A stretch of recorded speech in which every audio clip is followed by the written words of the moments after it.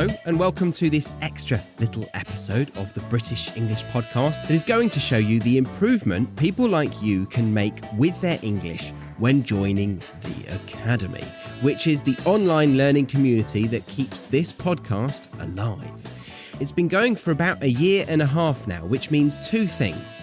One, as it has been building every single week since the beginning, it has a huge amount of engaging online lessons and learning resources for every member to use whenever they like.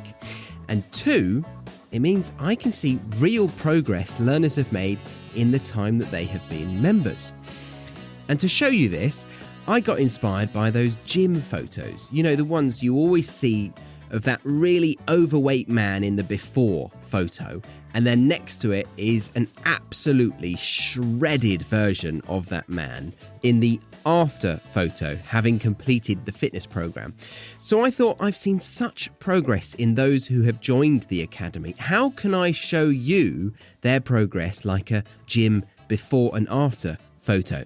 And then I realised I can just go back to the first couple of class recordings students join and take audio clips of them when speaking, and then compare it with audio taken from more recent classes. So I've gone ahead and done that. I've got a student called Katerina, and she joined me back in April 2021. So let's have a listen to how she sounded then. But I think it doesn't... it isn't true polite. It's a way of speaking. Maybe I go to a shop just to buy a T-shirt, and then I buy a lot of things that I haven't thought about. So I told maybe I don't remember what I say. We have been not in touch for years, maybe. But I can't remember. Italian people is more non-confident, more. I can't find the words now. Okay, let's pause that. And before we go on to show you what she sounds like now, let's do a little analysis of that. So, from my perspective, as I also remember when we originally met, the primary issue at hand was a lack of fluency. And that was a result of the vocabulary not coming to her when she wanted it to. And also the grammar was often muddled, and that was another stumbling block that prevented the flow in her sentences. I'm sure we've all gone through this. It's really frustrating, really annoying, because you know you're not coming across smoothly. And I remember Katerina said it herself. She nearly threw in the towel, meaning she nearly quit. But she held out and has come on so far. So let's jump ahead now to some of her most recent classes in the Academy that were taken in February 2022. And I want you to also pay attention to the tone in her voice, because to me, she is so much more grounded in whatever she's saying. She's comfortable speaking English. It's brilliant to witness, and I'm so proud of her, as I am with many other Academy students. All right, this is what her English is like now. But with the younger one, I had a lot of problems with their behavior.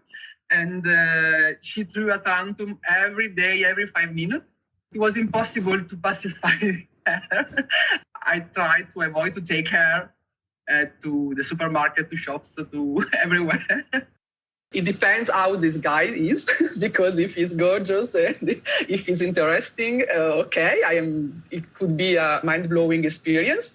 But if he's awful and annoying, maybe I won't be very happy to speak with him. Yeah. But if someone flirts with me, it could be very important for my self-esteem.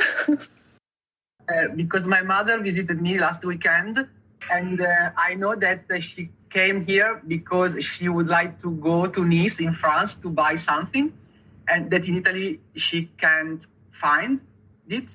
And I told that my mother killed two birds with the one stone because she visited me, and at the same time I took her to Nice, to France, to buy these things that she needed. Okay, So that's her fluency that has, in my opinion, skyrocketed. And she's also correcting herself with grammar and pronunciation most of the time now. But another problem Katerina had was the ability to get creative when exempling new language, which is so useful when trying to learn your vocabulary. So the next couple of audios you'll hear, I want to put a disclaimer out that she did write them out before saying them in class, but I'm including them because I wanted to show you how she's not only managing to advance with her fluency, but also the correct usage of advanced expressions along with the collocations and grammar that is needed to make these phrases really work. So here goes. A friend asked me to pull together our money and open an English restaurant somewhere in Italy. He's sure we will bring home the bacon, but as I know him very well, I'm sure he's just asking for problems. No disrespect, of course, but who could think to open an English restaurant in Italy? During a scorching night, I saw a socialite in a pub in London. I tried to have eye contact with him, but I felt a bit like a stalker. Furthermore, I was really embarrassed because I was wearing my trackie and a pair of flip-flops, whilst other people were stylish. I tested the waters looking at him, and I noticed that he was very friendly. So I decided to involve myself in a conversation with him, even if I didn't know how to bridge small talk with him. I felt a little bit dumb because I told him something nonsense and I understood that I was getting under his skin. So I decided to nip the chat in the bud and I ran away. Despite it all, it was a mind-blowing situation because it was the first time that I met someone famous. So there we have the language learning equivalent of a before and after. And if you want to make a significant difference to your English, then the first step you need to do is make sure you sign up to the Academy before the 7th of April when the doors shut tight for a long, long time. As I said at the beginning, this was an extra little episode to simply show a case study of the Academy. So we will leave it there for today, but if you like what you heard, you know what to do.